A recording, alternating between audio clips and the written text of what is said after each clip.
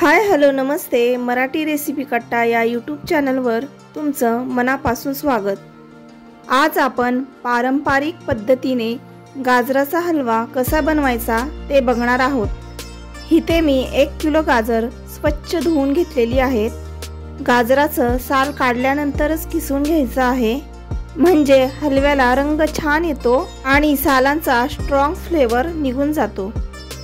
तर आता कढईमध्ये आपण साजूक तूप गरम करून घेऊया।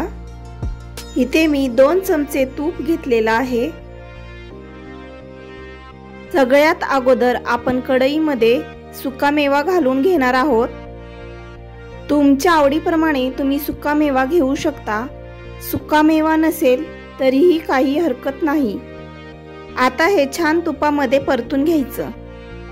सुकामेवा छान परतून झाला की त्यामध्ये किसलेलं गाजर घालून घ्यायचं।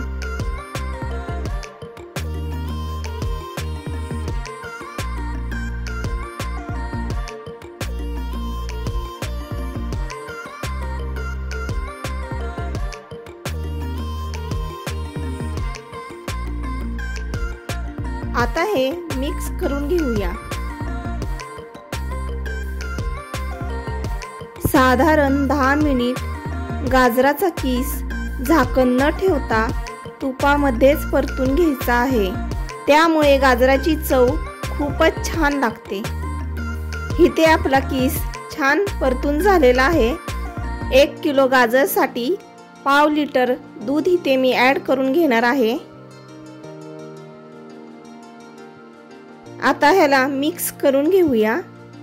मिक्स झाल्यानंतर कढईवर झाकण ठेवून 10 मिनिटं गाजराचा हलवा शिजवून घेऊया। तुम्ही बघू शकता दूध पूर्ण हलव्यामध्ये मुरलेलं आहे। आता आपण ह्यामध्ये पाव किलो साखर घालून घेऊ। इथे मी 1 किलो गाजराला पाव किलो साखर घेतलेली आहे।